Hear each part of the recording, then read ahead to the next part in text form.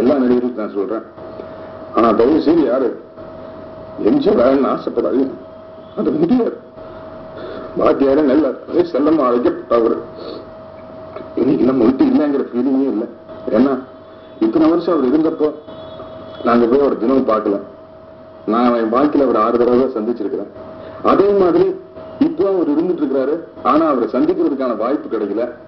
அவர் அறிஞர் அண்ணா இருக்காரு, அவர் எங்களை பார்க்கறதுக்கு டைம் கிடைக்கல அப்படின்னு நினைச்சுக்க முடியும். அவர் இந்த உலகத்தை விட்டு போனதை நினைக்கவே மாட்டேன்.